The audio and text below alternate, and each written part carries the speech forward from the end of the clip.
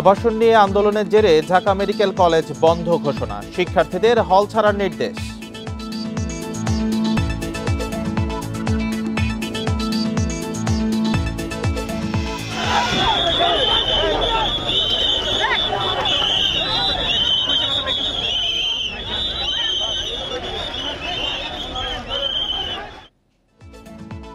রাজধানীর নতুন বাজার মোড়ে ইউনাইটেড শিক্ষার্থীদের অবরোধ, পুলিশের লাঠিচার্জে কয়েকজন আহত।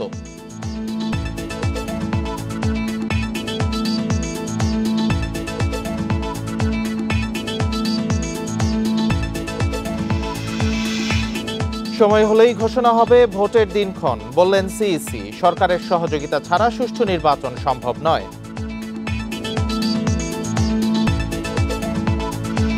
স্বাগত সংবাদ সন্ধ্যায়, আপনাদের সাথে আছি আমি রাকিব আহমেদ। এতক্ষণ শিরোনামগুলো জানাচ্ছিলাম, এবার জানাবো বিস্তারিত খবর।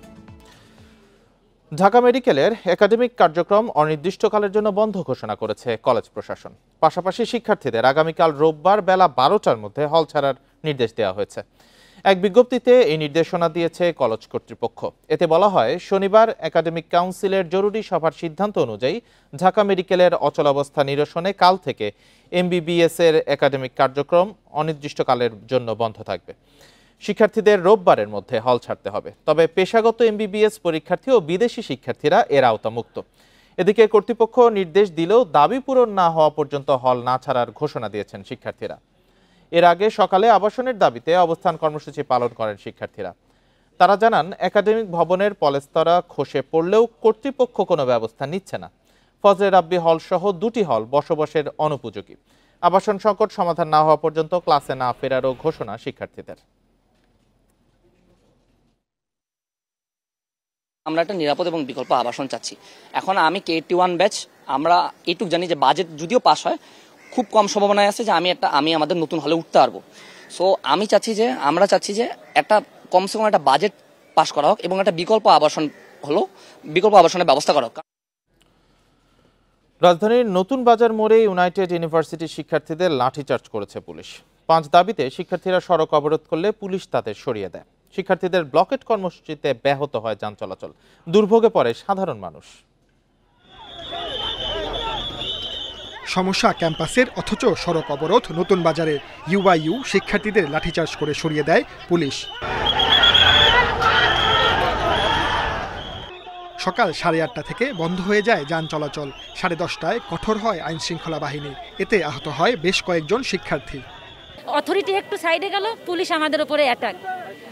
আমরা 4-5টা মেয়ে ছিলাম, আমাদের মেয়েদেরকে ওখানে লাঠিচার্জ করতে করতে ফেলে দিল। পুলিশের উপরে আমরা আক্রমণও করি নাই, পুলিশ আমাদের উপরে আগে আক্রমণ করছে।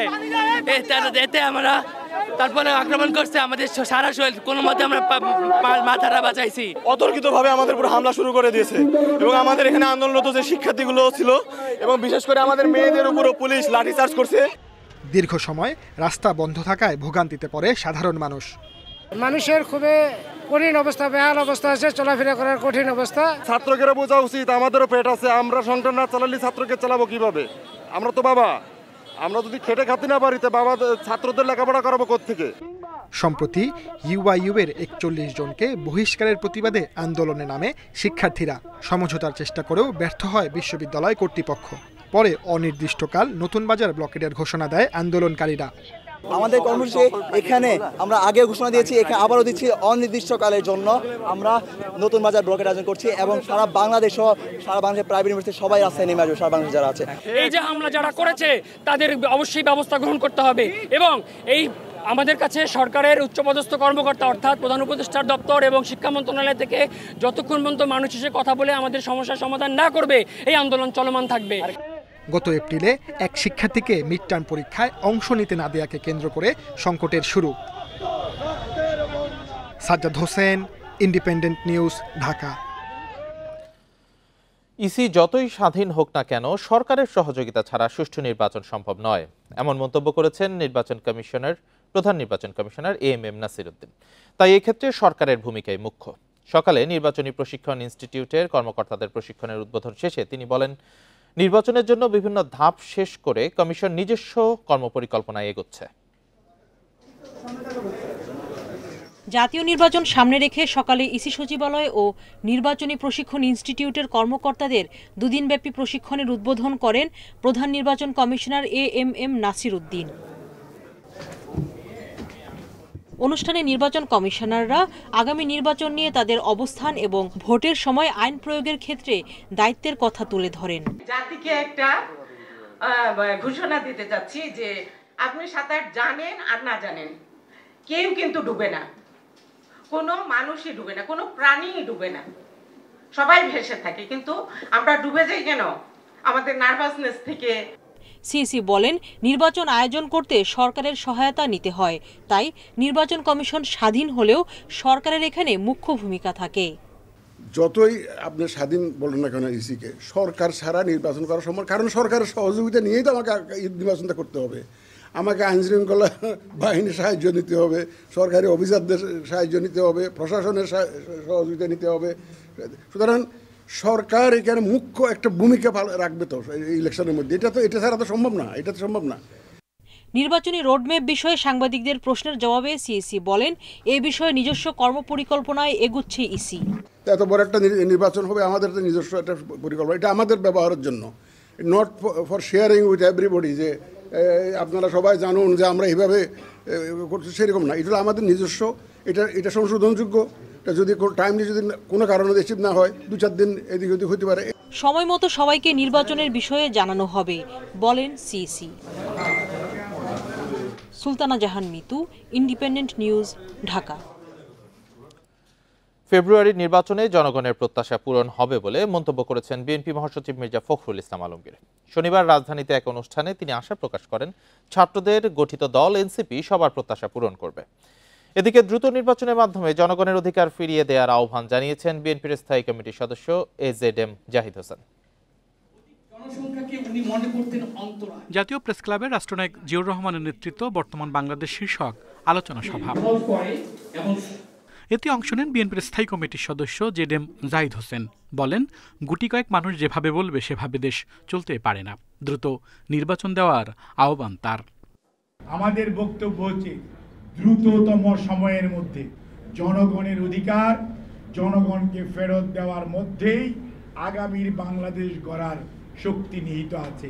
কোন অবস্থাতেই এটিকে যদি প্রলম্বিত করার চেষ্টা করা হয় আর বিএনপিকে নিয়ে বারে বারে কথা বলার চেষ্টা করা হয়।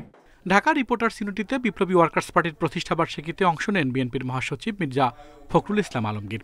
আশা করেন, জাতীয় নাগরিক পার্টি এনসিপি সবার প্রত্যাশা পূরণ করবে। ফেব্রুয়ারি মাসে একটি নির্বাচন হবে, তার মাধ্যমে আমাদের কিছুটা হলেও আমরা আমাদের সেই আশাগুলো পূরণ করার একটা সুযোগ তৈরি হবে। গণ অভ্যুত্থানের মাধ্যমে গণতান্ত্রিক রাষ্ট্র গঠনের সুযোগ এসেছে জানিয়ে মির্জা ফখরুল ইসলাম বলেন, আওয়ামী লীগ রাষ্ট্রীয় প্রতিষ্ঠান ধ্বংস করেছে, সেসব সংস্কার করতে হবে। আজকে এই অভ্যুত্থানের মধ্য দিয়ে একটা সুযোগ সৃষ্টি হয়েছে।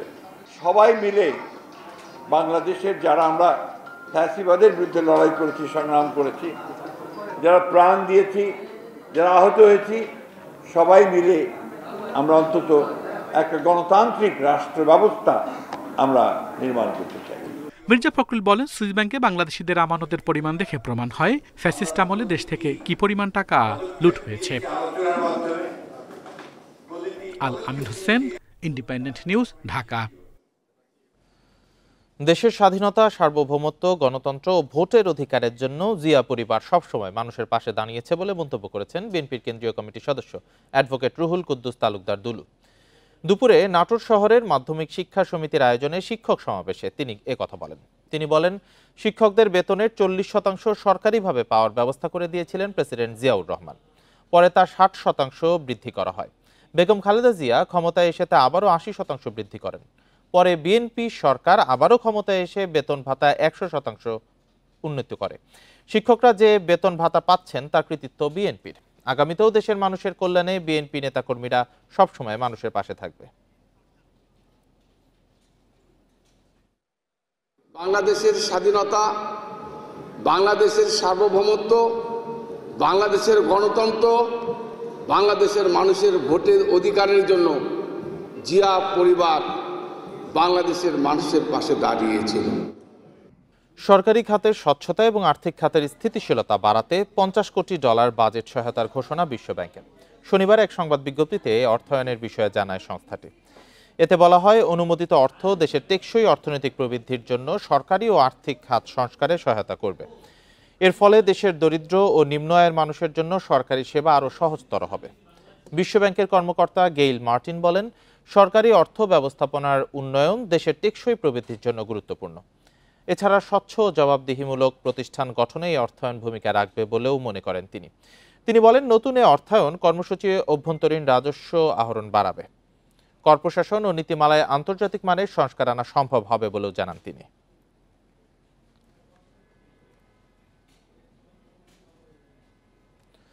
অর্থনীতি, বাণিজ্য, কৃষি, জলবায়ু পরিবর্তন, শিক্ষা ও যুব উন্নয়ন সহ বিভিন্ন খাতে ত্রিপাক্ষিক সহযোগিতায় সম্মত হয়েছে বাংলাদেশ, চীন ও পাকিস্তান। বৃহস্পতিবার চীনের ইউনান প্রদেশের কুনমিং শহরে 3 দেশের পররাষ্ট্র সচিব পর্যায়ের বৈঠকে এ সিদ্ধান্ত নেওয়া হয়। পরে চীনের পররাষ্ট্র মন্ত্রণালয় জানায়, বাংলাদেশ ও পাকিস্তান চীনের ঘনিষ্ঠ বন্ধু ও বেল্ট অ্যান্ড রোড ইনিশিয়েটিভের গুরুত্বপূর্ণ অংশীদার। ত্রিপক্ষীয় কর্মপরিকল্পনা বাস্তবায়নে একটি ওয়ার্কিং গ্রুপ গঠনের সিদ্ধান্ত নেওয়া হয়েছে। এই সহযোগিতা কোনো তৃতীয় পক্ষকে লক্ষ্য করে নয় বলেও জানায় চীনের পররাষ্ট্র মন্ত্রণালয়। গুরুত্বপূর্ণ এই বৈঠকে অংশ নেন চীনের উপপররাষ্ট্রমন্ত্রী সান ওয়েডং, বাংলাদেশের ভারপ্রাপ্ত পররাষ্ট্র সচিব রুহুল আলম সিদ্দিকী ও পাকিস্তানের অতিরিক্ত সচিব ইমরান আহমেদ সিদ্দিকী। পাকিস্তানের পররাষ্ট্র সচিব আমনা বালুচ ভিডিও কনফারেন্সের মাধ্যমে প্রথম পর্বে অংশ নেন।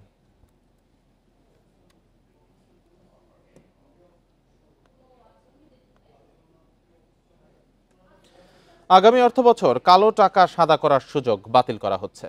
তবে বাড়তি কর দিয়ে কিছু খাতে অপ্রদর্শিত অর্থ বিনিয়োগ করা যাবে বলে জানিয়েছেন পরিকল্পনা উপদেষ্টা।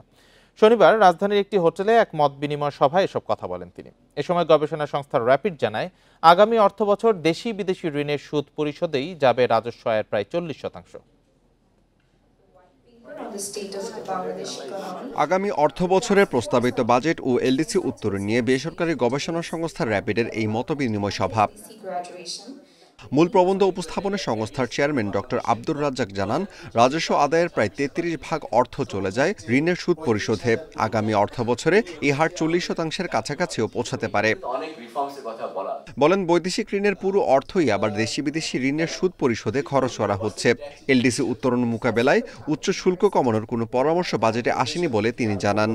এই অর্থবছরে শুধুমাত্র ইন্টারেস্ট পেমেন্ট করার জন্য যে লোন সরকার নিচ্ছে তার সুদ দেওয়ার জন্য এনবিআর যে রাজস্ব আদায় করতেছে তার almost 33%, 1/3 of NBR revenue will have to be spent on interest payment. Fiscal 26-এ কত হবে যেটা বাজেট অর্থ উপদেষ্টা দিয়েছেন সেটা তো বলার অপেক্ষা রাখা অনেক অ্যাসাম্পশন সেটার মধ্যে আছে, কিন্তু তারপরে আমরা মনে করি অ্যাট লিস্ট আগামী বছর মিনিমাম 30% হবে, এটা 40% পর্যন্ত কিন্তু হতে পারে। বিদেশি বিনিয়োগ কমার পেছনে কাঠামোগত ও অভ্যন্তরীণ পরিবেশগত সমস্যার কথা তুলে ধরেন আলোচকরা। এ সময় শিল্প কারখানায় বিদ্যুৎ ও জ্বালানি সংকটের বিষয় তুলে ধরেন ব্যবসায়ীরা। আমাদের লোকাল যারা ইনভেস্টর তাদেরকে যদি আপনি আস্থার জায়গাতে না নিতে পারেন, তাহলে এফডিআই এখন এই বিশ্বায়নের যুগে একটা লোক যখন ইনভেস্ট করতে যায় তখন সে কিন্তু আগে থেকে স্টাডি করে যে ওই দেশে নিজস্ব ইনভেস্টমেন্টগুলো কোথায় আছে। এ সময় এলডিসি উত্তরণের বিকল্প নেই জানিয়ে কিছু চ্যালেঞ্জের কথা তুলে ধরেন পরিকল্পনা উপদেষ্টা। জানান, বাজেটে কালো টাকা সাদা করার সুবিধা তুলে দেয়া হবে, রাখা হবে অপ্রদর্শিত অর্থ বিনিয়োগের সুবিধা। কালো টাকা রাখা হয়েছে এবং এটা যে থাকবে এমন তো কোনো কথা নেই, যে এতই যখন আলোচনা হয়েছে তুলে দেওয়া হবে। অপ্রদর্শিত টাকা আয় হিসাবে দেখিয়ে উচ্চতম যেই করের হার তার সাথে অন্তত আবার 5% যোগ করা উচিত পেনাল্টি, সেরকমভাবে যদি রাখা যায় তাহলে রাখা যেতে পারে। প্রকল্পে দুর্নীতি ও অযাচিত খরচ কমানো গেলে পরিচালন ব্যয় অনেকটা নিয়ন্ত্রণে আনা সম্ভব বলে মনে করেন পরিকল্পনা উপদেষ্টা। আমাদের পরিকল্পনার আরেকটা আমিরুল ইসলাম, ইন্ডিপেন্ডেন্ট নিউজ, ঢাকা। সরকারি বিভিন্ন মন্ত্রণালয় ও সংস্থার মধ্যে সমন্বয়ের অভাবে দেশ পিছিয়ে পড়ছে বলে মন্তব্য করেছেন নৌ পরিবহন উপদেষ্টা অবসরপ্রাপ্ত ব্রিগেডিয়ার এম সাখাওয়াত হোসেন। তিনি বলেন, মন্ত্রণালয়গুলো নিজেদের মতো কাজ করে যাচ্ছে। বিজয় সরণিতে সামরিক জাদুঘরে বিশ্ব হাইড্রোগ্রাফি দিবস উপলক্ষে আয়োজিত অনুষ্ঠানে উপদেষ্টা বলেন, একটি প্রতিষ্ঠান রাস্তা মেরামত করে, কিছুদিন পরই আরেক সংস্থা এসে তা কেটে ফেলে। এতে জনদুর্ভোগ বাড়ে, রাষ্ট্রীয় সম্পদের অপচয় হয়। হাইড্রোগ্রাফি দিবস নিয়ে নৌ পরিবহন উপদেষ্টা বলেন, এ বিভাগ শুধু সামরিক ও নৌ নিরাপত্তা নয়, বরং সমুদ্র বন্দর উন্নয়ন, মৎস্য সম্পদ সংরক্ষণ, তেল ও গ্যাস অনুসন্ধান এবং উপকূলীয় দুর্যোগ ব্যবস্থাপনায় গুরুত্বপূর্ণ ভূমিকা রাখতে পারে।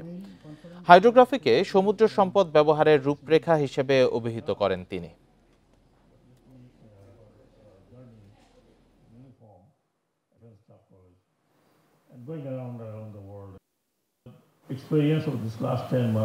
সবশেষ 10 মাসের অভিজ্ঞতায় দেখেছি আমাদের মন্ত্রণালয় ও সরকারি প্রতিষ্ঠানগুলোতে সমন্বয়ের অভাবে আমরা উন্নয়নে পিছিয়ে পড়ছি। এক সংস্থা এসে মেরামত করছে, আরেক সংস্থা এসে তা কেটে ফেলছে। এতে জনদুর্ভোগ বাড়ে, রাষ্ট্রীয় সম্পদের অপচয় হয়। খাগড়াছড়ির মাটিরাঙ্গার নিখোঁজ গ্রাম পুলিশ সদস্য মোহাম্মদ হানিফ মিয়ার মরদেহ সীমান্তের ওপারে ভারতের ত্রিপুরায় পাওয়ার খবর মিলেছে। সামাজিক যোগাযোগ মাধ্যমে ভিডিও দেখে তার মৃত্যুর বিষয়টি নিশ্চিত হয় পরিবার। সামাজিক যোগাযোগ মাধ্যমে ছড়িয়ে পড়া ভিডিওতে হানিফ মিয়ার শরীরের একাধিক স্থানে আঘাতের চিহ্ন দেখা গেছে। ঘটনার পর পরিবারে চলছে শোকের মাতম। এরই মধ্যে থানায় অভিযোগ করেছে পরিবারটি। বৃহস্পতিবার রাত থেকে নিখোঁজ ছিলেন মাটিরাঙ্গা উপজেলার তবলছড়ি ইউনিয়নের গ্রাম পুলিশের সদস্য হানিফ মিয়া।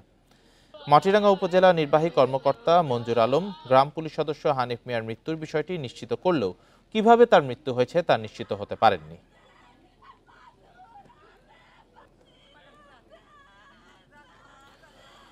শিল্প চিকিৎসা বর্জ্য ব্যবস্থাপনায় কার্যকর উদ্যোগ না নিলে ভয়াবহ সংকট হবে, বলছে বাংলাদেশ পরিবেশ আন্দোলন বাপা। এ বিষয়ে উদাসীনতা পরিবেশ ও জনস্বাস্থ্যের জন্য মারাত্মক ঝুঁকিপূর্ণ। সকালে ঢাকা রিপোর্টার্স ইউনিটিতে এক সেমিনারে এ সতর্কবার্তা দেন বিশেষজ্ঞরা। আলোচকরা বলেন, শিল্পাঞ্চলগুলোতে বর্জ্য ব্যবস্থাপনার অবস্থা খুবই দুর্বল। অধিকাংশ শিল্প প্রতিষ্ঠানে নেই বর্জ্য শোধনাগার বা ইটিপি। যেগুলো আছে তাও কার্যকর নয়। সরাসরি নদীতে বর্জ্য ফেলার কারণে ব্যাপকভাবে দূষিত হচ্ছে জলাশয়। চিকিৎসার বর্জ্য ব্যবস্থাপনার অবস্থাও উদ্বেগজনক বলে জানান বিশ্লেষকরা। রাজধানীতে প্রতিদিন প্রায় 200 টনের বেশি চিকিৎসা বর্জ্য তৈরি হয়, কিন্তু ঢাকা ও ঢাকার বাইরে বেশিরভাগ হাসপাতাল ও ক্লিনিকে এসব বর্জ্য ব্যবস্থাপনার কোনো উদ্যোগ নেই। চিকিৎসা বর্জ্য বলি, শিল্প বর্জ্য বলি, এগুলো ক্রস কাটিং ইস্যু। কোনো একটি প্রতিষ্ঠান বা সংস্থার পক্ষে বা পরিবেশ অধিদপ্তরের একার পক্ষে এগুলো সমস্যাগুলো সমাধান করা সম্ভব নয়। সকলের সমন্বয় দরকার। প্রতিটি স্তরে কার্যকর পরিকল্পনা এবং বাস্তবায়নের মাধ্যমে এই সমস্ত সমস্যার টেকসই সমাধান সম্ভব। এটি শুধু পরিবেশের সুরক্ষার প্রশ্ন নয়, এটি জনস্বাস্থ্যের রক্ষাকবচ হিসাবেও বিবেচিত হওয়া উচিত। গত 24 ঘন্টায় চট্টগ্রামে করোনায় আক্রান্ত হয়ে আরও একজনের মৃত্যু হয়েছে। এ নিয়ে মৃত্যুর সংখ্যা দাঁড়ালো 2 জনে। দুপুরে সিভিল সার্জন কার্যালয় থেকে প্রকাশিত প্রতিবেদনে তথ্য জানানো হয়। করোনায় মৃত্যু হওয়া ফজিলাতুন্নেসা নামে ওই নারীর বয়স 71 বছর। তিনি গত 3 দিন ধরে চট্টগ্রাম জেনারেল হাসপাতালে ভর্তি ছিলেন। তিনি ফুসফুস ক্যান্সারে আক্রান্ত ছিলেন বলে জানিয়েছেন চিকিৎসকরা। এদিকে নতুন করে আরও 6 জনের করোনা শনাক্ত হয়েছে। এদিন 6টি ল্যাবে পরীক্ষা করা হয়। এর মধ্যে চট্টগ্রাম মেডিকেল কলেজ ল্যাবে পরীক্ষায় 1 জন, শেভরন ল্যাবে 3 জন এবং এপিক হেলথ কেয়ার ল্যাবে 2 জনের করোনা শনাক্ত হয়। এ নিয়ে চট্টগ্রামে এখন পর্যন্ত মোট করোনা আক্রান্তের সংখ্যা দাঁড়িয়েছে 62 জনে। এর মধ্যে নগরীতে 55 ও উপজেলা পর্যায়ে 7 জন।